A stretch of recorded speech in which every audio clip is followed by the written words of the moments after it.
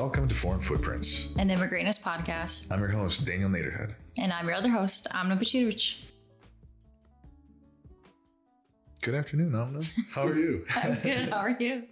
Right now, I'm feeling pretty happy. I'm happy to be back here in our makeshift studio and talking about stuff.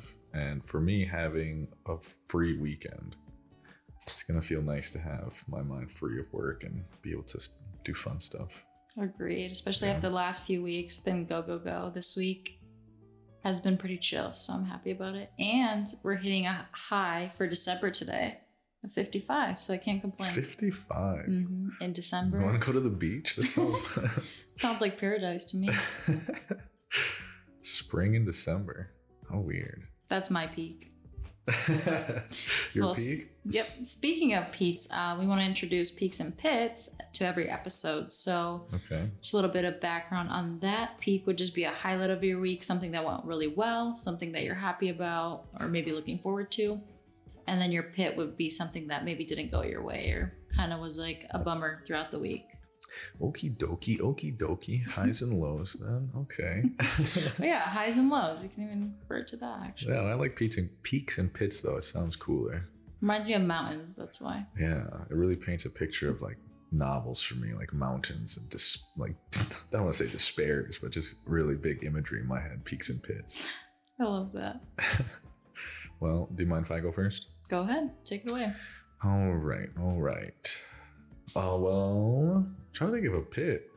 Okay, so 2 weeks ago, I had some work that I didn't get done at my work, which was basically okay. Like I just had other stuff come up and didn't get to things. Monday comes around, my superior comes over and he's like, Dan, why didn't you get your work done? I'm like, yeah, I was expecting this to happen. But then I was feeling dumb because obviously I didn't get stuff done.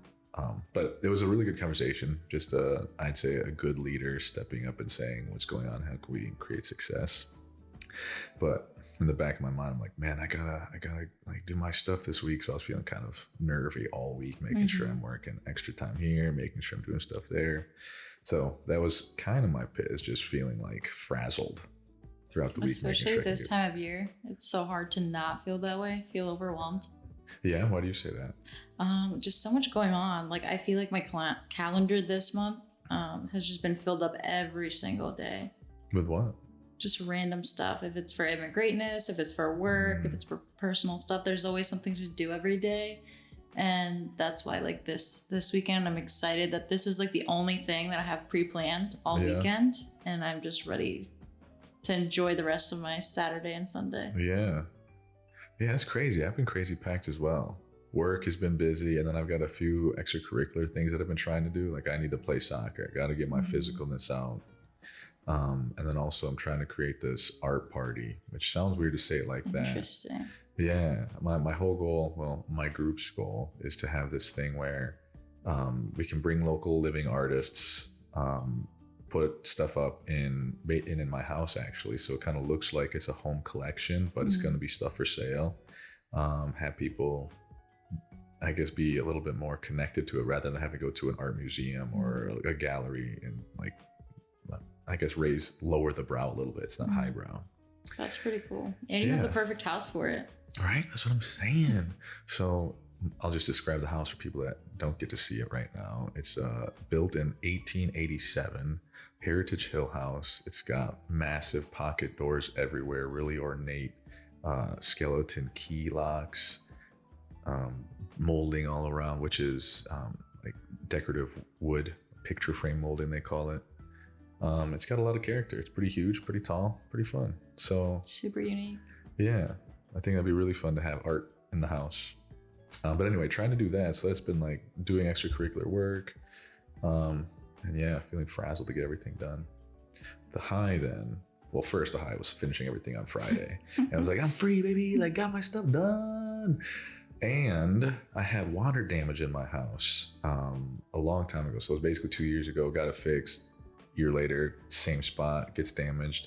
So then just recently I got it fixed again and had this guy come and do some brickwork where he polished it up a little bit, put some sealer on it. So now it looks nice and clean. I'm going to leave this fireplace brick exposed and I'm going to finish it, but feels good. I love that. I hate when people change natural brick for some reason. Paint it. Yeah, Paint it white. just paint it and then you can't even see it. It's just whitewashed. Yeah. I love that. Yeah, it should be sick.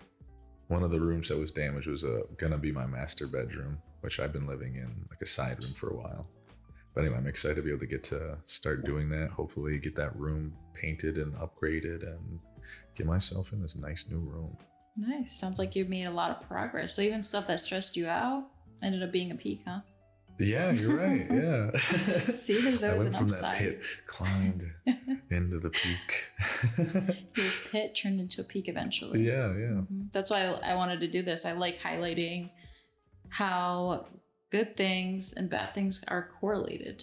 It's not always as bad as it seems. Yeah, that's a good point. But unfortunately, my pit is as bad as it seems because on my way here, I killed a squirrel. Oh man! And it was super windy today, so he was running super slow. Oh no! And I was like, "Oh, he'll make it! And then, literally, my right tire just crushed him, and it was done for. It was devastating. So there's not a peak to that, unfortunately. But rest in peace, squirrel on Cascade. I'm imagining Hunger Games. The cannon goes off. Poof. Rest in peace. I felt From so District bad. 3, the forest. My jaw was dropped for a whole mile. And then I was like, damn. It sucks. Oh my goodness. I'm sorry. That is awful. It is. I don't even want to talk about it because I had that happen to me once before, and like replaying the things that happened feels awful. Mm-hmm. Especially because I'm a big animal person now. Like I have 2 cats. I love them to death. I can't even imagine harming another animal. Yeah. And this poor squirrel probably was gathering stuff for his family. And he was trying to cross the road and he almost made it. And then he just died. Oh my goodness. He was probably singing a devastating. song in his head. And he was just living his best day. His last day. Yeah, well, that is a peak. Or sorry, that is a pit. That is a pit. That is a peak? Yeah. Anyways. A pit that does not have a peak. Anyway, yeah. Well, for my actual peak, even though Dan thinks my pit was a peak, we had a great Friendsgiving immigrantist get together last weekend. Yeah. Since it's the holidays, we thought it'd be a good way to celebrate everybody. And we were actually able to get all the local people together in one room. We all made dishes that were popular in our culture, and we were able to try a whole bunch of different stuff. So I know we tried pita. There was samosas, which were amazing. And where's samosas from? Somalia. Fatia brought those. And then you brought the Peruvian beef, tamales. It was really good. What kind of tamales? Were they chicken or did we have other flavors? I think they were chicken, yeah. I had a little bit. There was so much food there. I tried to try everything, and even just taking small bites, I got so full. But we should definitely describe everything. You said pita. Where's that from? That's Bosnian. So. And describe pita.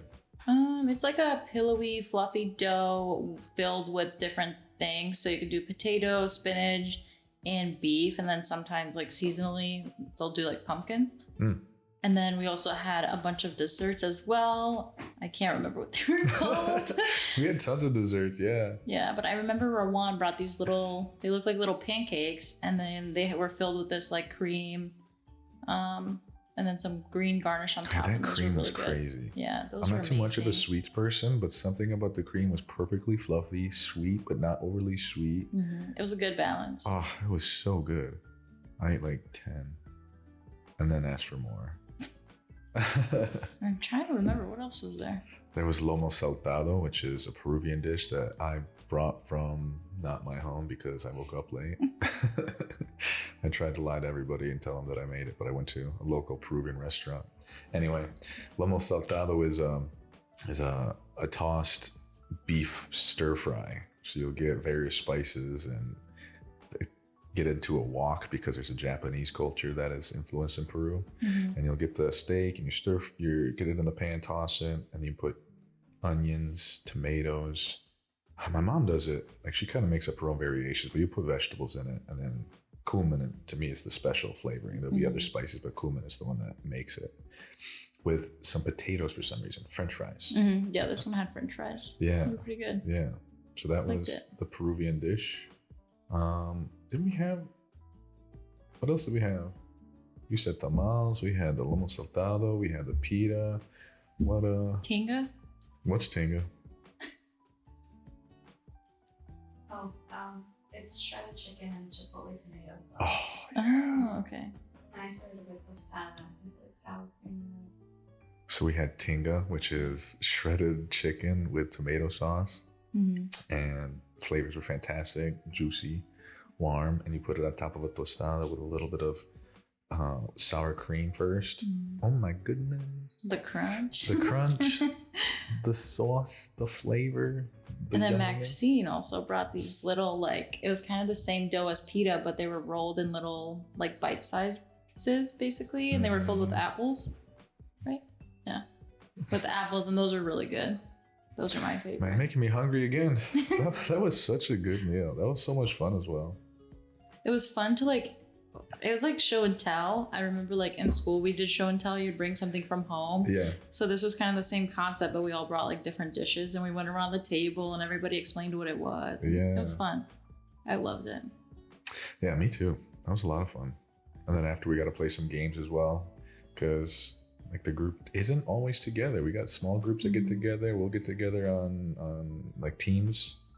So it's cool to have everybody together, be able to have some community building time, some relationship building time. Absolutely. Especially now since our team is growing, so we have more people that are local. It's so much easier and we have the place to do it. So it's awesome. It's awesome to see everybody in a group.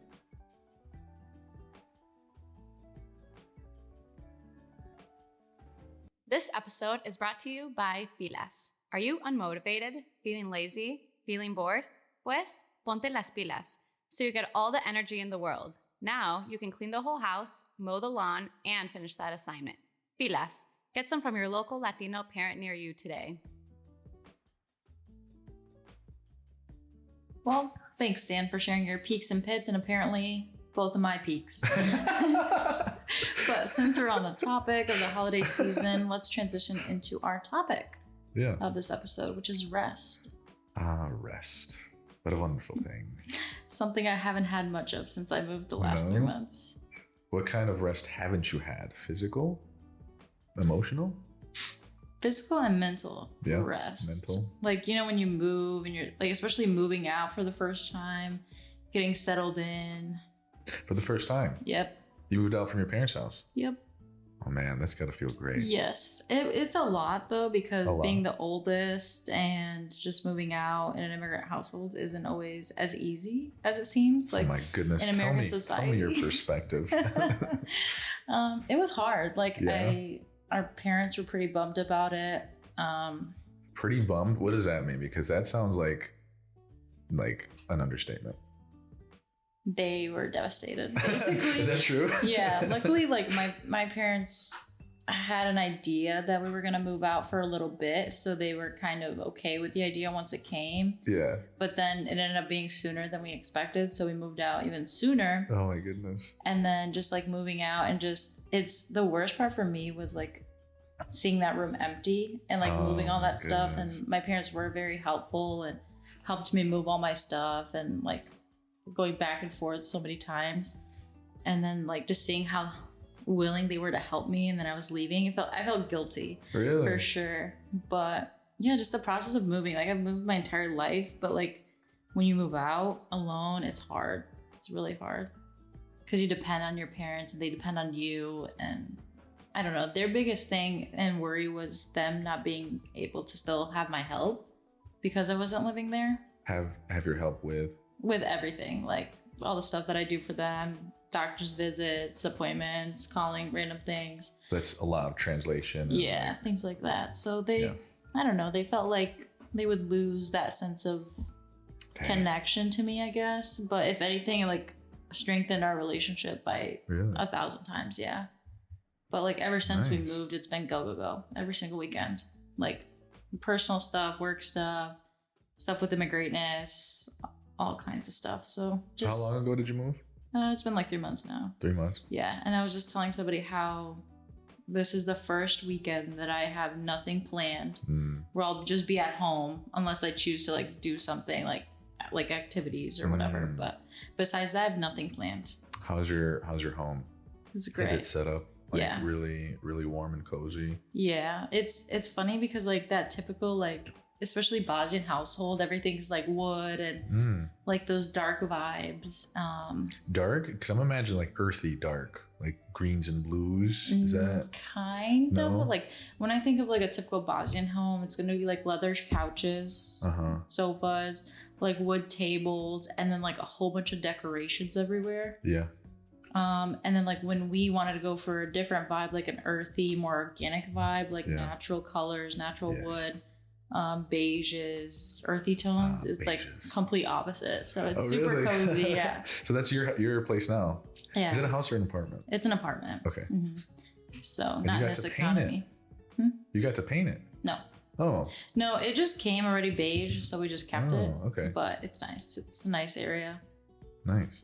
But the one thing that's amazing is like on a Saturday morning at 7 a.m. and I hear my happens? mom running the vacuum or my dad on the phone with the entire family. I remember as a kid, like you're trying to sleep, like you had school all 5 days of the week, like you had to wake up early. And then the one weekend that you have nothing planned, like you don't have anything to do, you're woken up at 7 a.m. by a vacuum. Yeah. Your mom's calling you to help her clean. Yeah, that's hilarious. I mean, we don't have to get into it this deep yet, but that seems like the immigrant perspective of like, what? You're trying to rest? Sorry, Absolutely we've got not. work to do.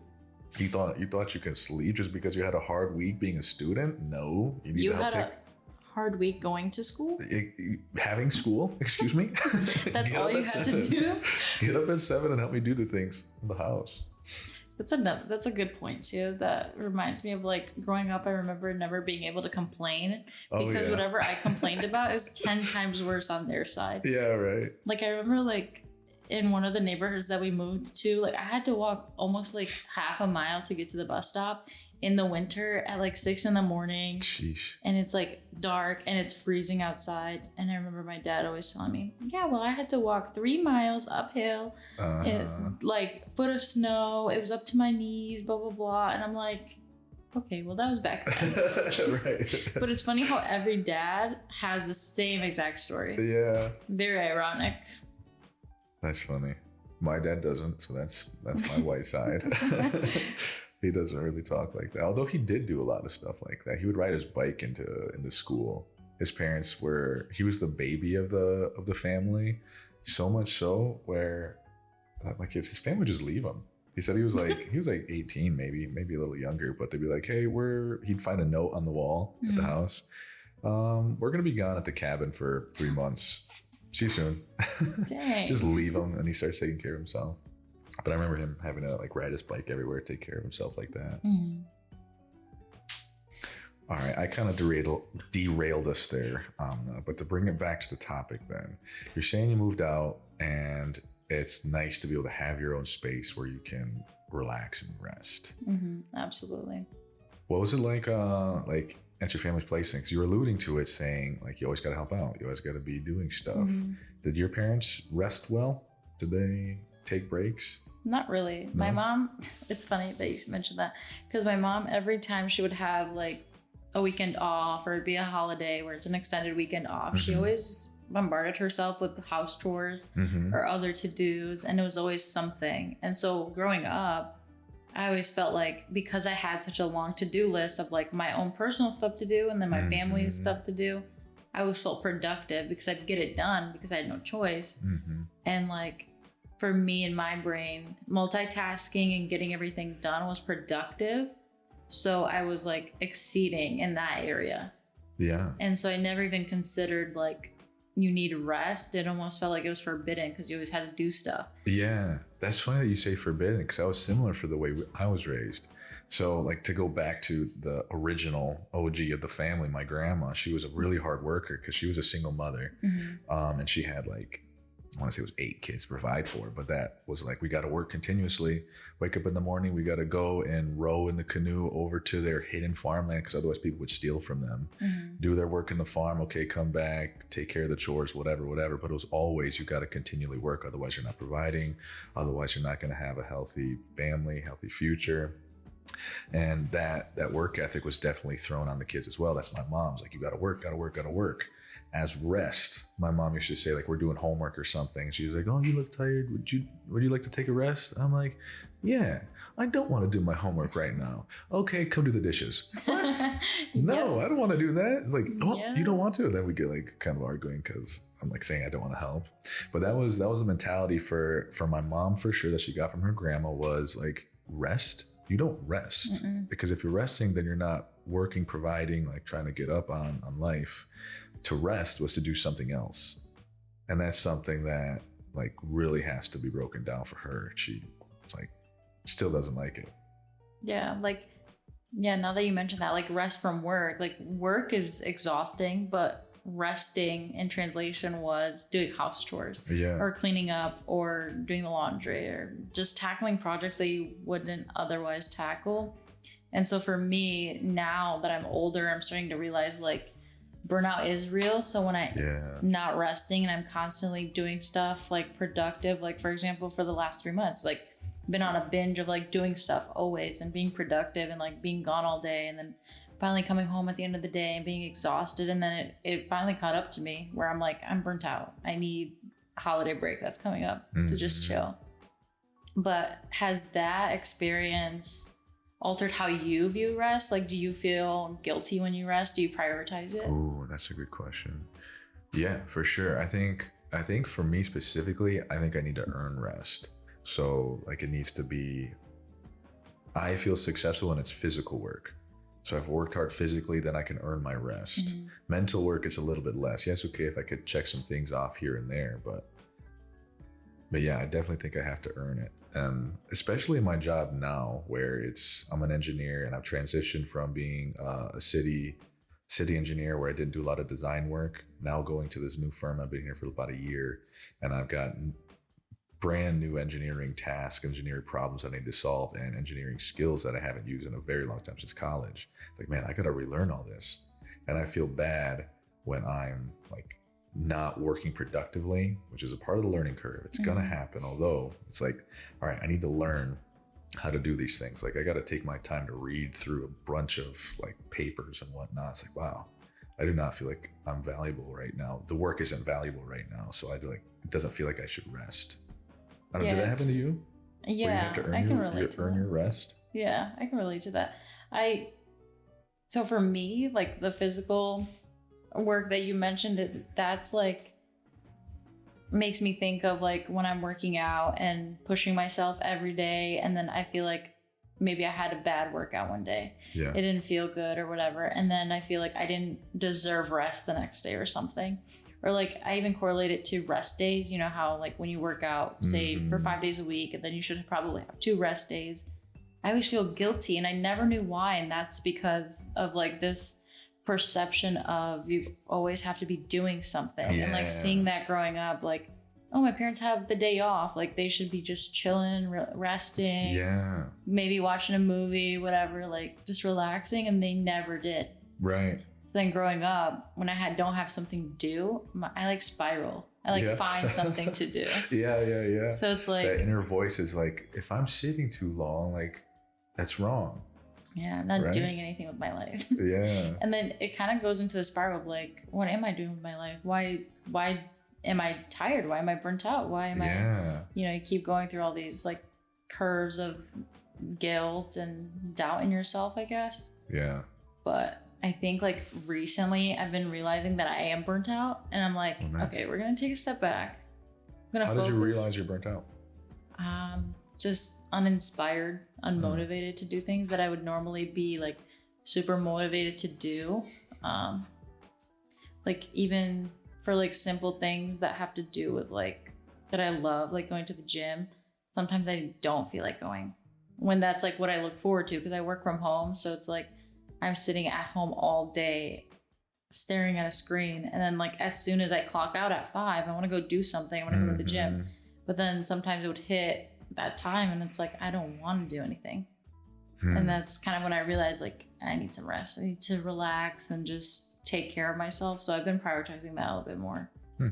But from a guy's perspective, what do you do for self-care? Because for girls, it's easy. We make ourselves look good. That's pretty much it. Look good, feel good. That's your rest. You're like, I'm feeling burnt out. Let me quick get a new hairdo. Let me get my makeup done. I feel good. Really? Yep. I'll do my nails. Your nails did, hair did, everything did. Literally everything. Like even right now, I'm like, I need to go get my hair done. I know it's gonna make me feel good, so I need to go do that. But like a few weeks ago, I dyed my eyebrows. Something so subtle and simple, nobody would even notice because they look the exact same color. But the fact that I did it, I just felt so much better afterwards. Did you like microblade or something? Mm-mm. What's going on with because I noticed earlier, I didn't say anything. I was like, man, you are killing it with your eyebrow. Like you did something extra special. No, there's this thing called soap brows where you just take like a spoolie for your eyebrows. And then there's like this pomade that you get wet. And so it like mats down your eyebrows basically. So they look fuller and longer and just so much better. Yeah. Well, and then plus the tint. So whatever brand that is. Elf, shout out to Elf, sponsor us. Because you killed it. This podcast is proudly brought to you by rice. Great with chicken, pork, beef, fish, and vegetables. This versatile grain nourishes and delights by absorbing great flavors and adding wonderful texture. Rice. Get a bag of your own wherever you get your groceries.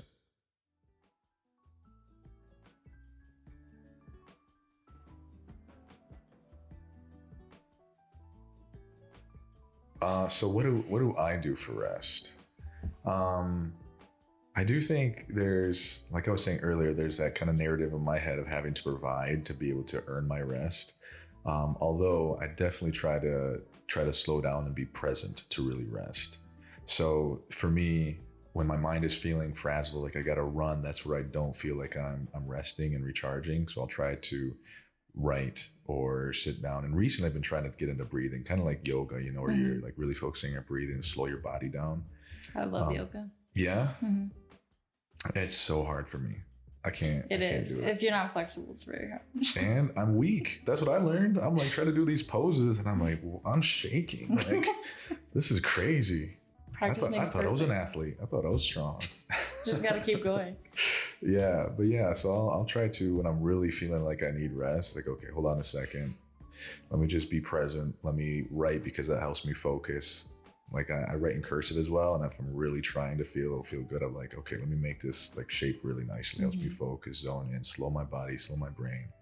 And that helps me rejuvenate, as well as like doing some quality time with some friends. That's been helping me a lot.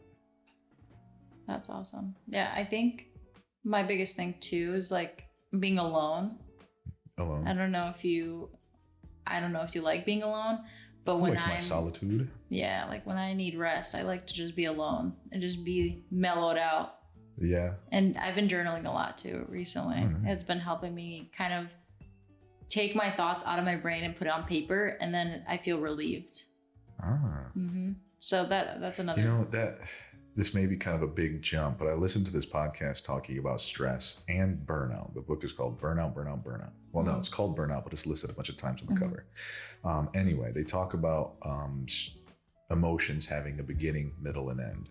And burnout can happen when you're having your emotions get built up and you're not dealing with them. So the stressors maybe have been dealt with, but yet you haven't dealt with the stress itself. Mm-hmm. And it sounded like when you're writing, that's one way you can get that out. You've got the stress built up, it's in the middle, maybe the stressor's done, and then write it out and you can close that loop and now, my body feels better. Yeah, absolutely. I just feel relieved. I feel like a weight was lifted off my shoulders because like I just put what I was thinking in my brain and like working myself up about for however many days or weeks or months on a piece of paper, and it's out there and it's just like escaped my brain.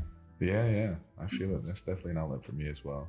But I wonder if like our view on rest has something to do with how our immigrant parents and families view like mental health.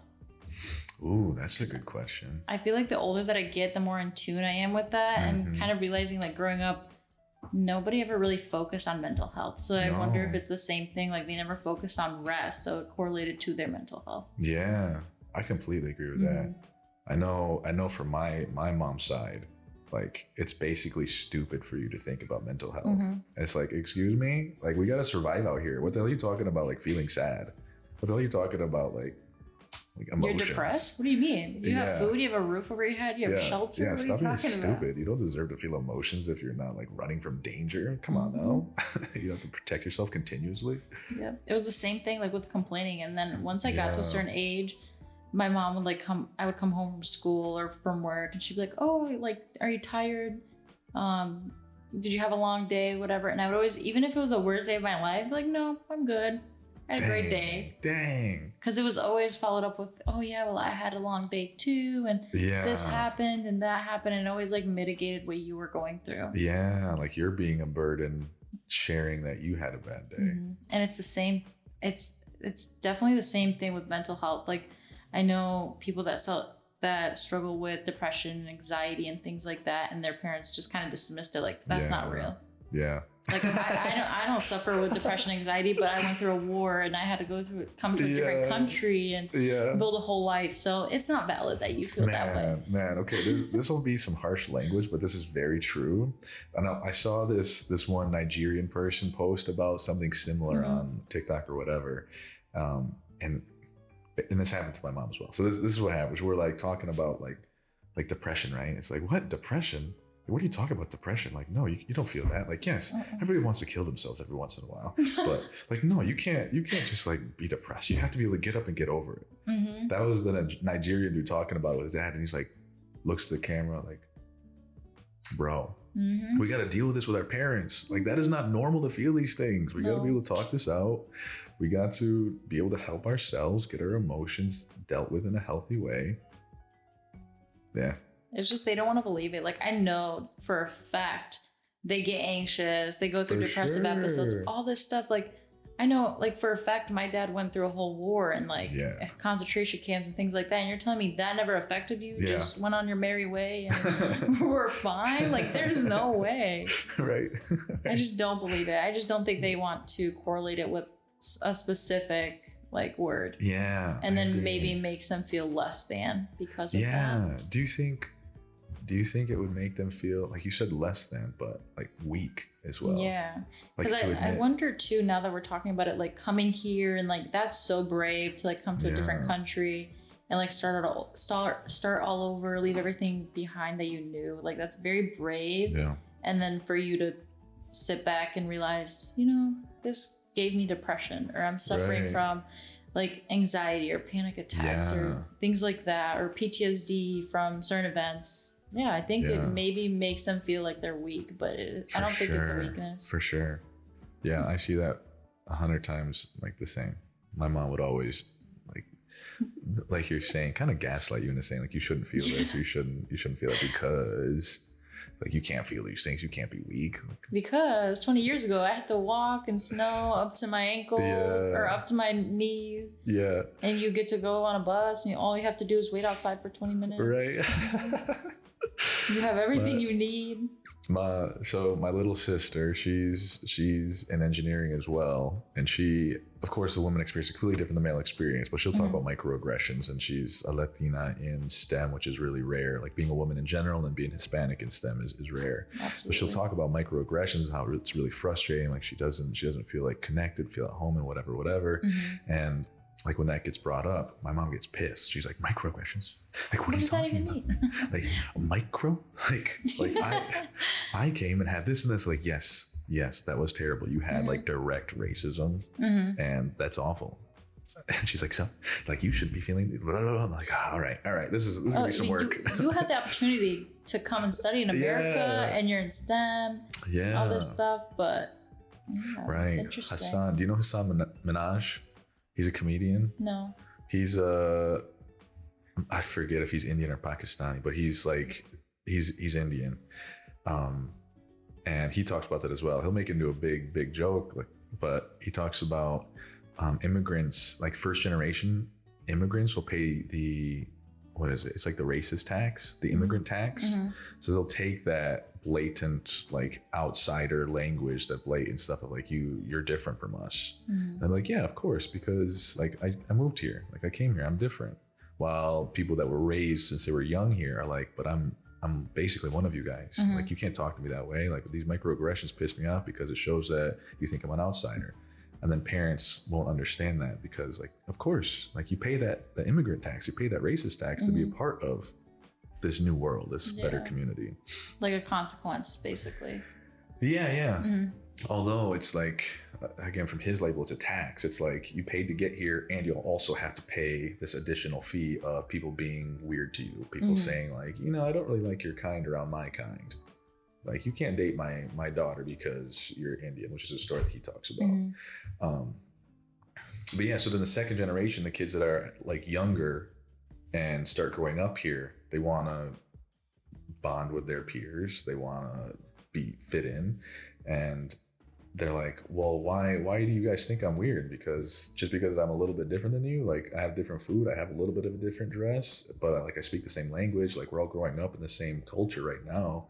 And you think I'm different? Like, that's not right. Like, you shouldn't be treating me this way. Yeah, absolutely. I wonder if that's because of how like evolution goes. So like, for example, this group of immigrants comes to America and they migrate here, and then, their kids start to go in the education system, and then they realize there's more and more like me that are from different countries. So I wonder if it's that evolution of like being accepting of other cultures and like realizing that we're all very similar in that experience. What do you mean by that?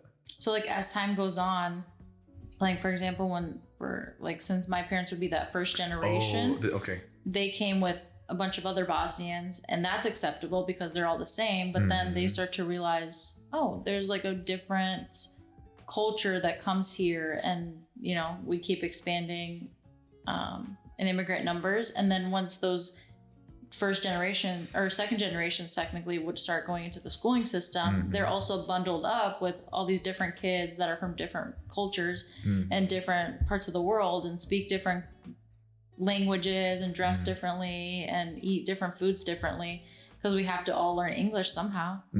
So I wonder if through that collective experience that we go through together, it starts becoming more acceptable. Yeah. But like I back agree. then, like as time goes on, that mindset, I guess, shifts and changes. Yeah, I agree. It definitely sounds like were you talking about like your Kentwood experience growing up with tons of different cultures? Yeah, because like I remember like growing up in the Kentwood school system, and we had to change different schools based on the English language classes that they offered. And so you were bundled up with not only just Bosnians or Hispanics, but it was like people from all different parts of the world. Yeah, we had Myanmar, Burmese cultures. We had African, I forget which countries, but a lot of African nations coming around. Oh yeah, definitely. Bosnia, Croatia, Hispanics.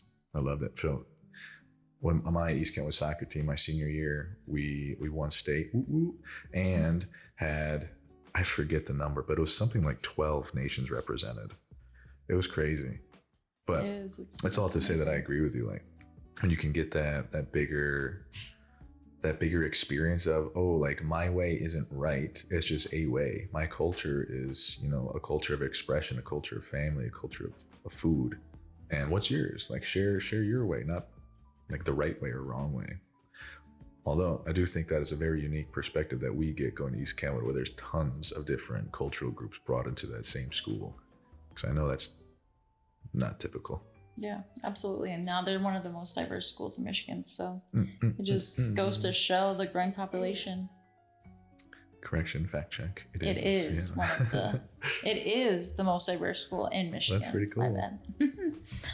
But yeah, I think it's just based on that experience, like the evolution of time. Like as time goes on, we notice more things. We realize that we're actually more similar than we are different in that experience. Like, yes, we dress differently, we eat different foods, but we have that same collective experience. And I guess that's what really stems from this podcast too, right? Like me and you have completely different perspectives. And once we have guests, they'll have different perspectives and experiences, but we collectively relate on that immigrant experience. Yeah. And there's overlap. Yeah. I want to go back to something you just said, that you were talking about like growing a little bit and learning that it's just like we're all the same in a way. And that happened, like that realization really set in a little bit ago, because I was doing a little bit of traveling after I got into my first job and had some money to blow. But I'd be going traveling because I'm like, man, what is the Eastern culture like? What is European culture like? Let me try and go really dive in and see what these people are like, because I think other cultures are really cool. How do they like to express themselves through dance? How do they like to express themselves through art or food or whatever else? And when I was going to do that, it was really fun getting to learn about like how people communicate or what they value, how they share time. But after a bunch of travels, I'm learning like everybody's just trying to do the exact same thing. They're trying to live their life to have good connections, to share time and experiences with loved ones. They're trying to create good memories. They're trying to express themselves through music, through storytelling, through whatever version of art. And I'm like, man, that's kind of cool. Like everybody just wants to express themselves and have a good life, and they just do it differently. Do it culturally and like what is accepted in their culture. Yeah. But that's interesting how you like mentioned, I never even thought about how like the first generation, for example, would be my parents and how they paid that immigrant tax. And I just wonder what it was like back then when they first came here, like how different it was and everything. Because I remember them telling us stories how, because we had a big population of Bosnians where they moved originally. And I remember there was no like stores that sold our types of food or even imported our food from overseas. And now just in like Grand Rapids, we have 3 stores that offer Mediterranean foods that we know and love overseas. And we're able to share that like culture with other people and our collective cuisine. So it's amazing. Just like the perspective of time and how things change over time. And, you know, I remember like back then we had not even 1 store. Now there's 3 just in the last 20 years. So it just goes to show. That must have been so shocking. Like, what do we have for dinner? Like, I don't know. We can't even make our food. Exactly. Yeah. And I think I remember back then too, my mom used to tell me a story how when they first came here, that was a shock to them, to their system. Like, we can't make our food, or it's not the same. Like, it's not the same flour that they use down there. So it doesn't turn out the same. It doesn't taste the same. And then I remember she told me how Bosnians that immigrated to the US a few years before that ended up bringing them food, and like it just gave them some sense of like comfort and home because of that. So I think that just goes to show like the connection and our experience and just how we can be there for one another through that shared experience. But speaking of immigrant tax, it reminds me of like rest, what we were talking about earlier, like how we're not able to rest because we have this perceived notion of you always have to be doing something and have to be earning your rest. But I think that we should make it more acceptable to not pay the immigrant tax. Take rest when you need it. Don't be burnt out, and just take it easy. Yeah. Rejuvenate yourself. Absolutely. You deserve it. Take some time. I know that once this comes out, it'll be after the holidays, but hopefully you took some time during the holidays to rest, and hopefully continue to do so in the new year.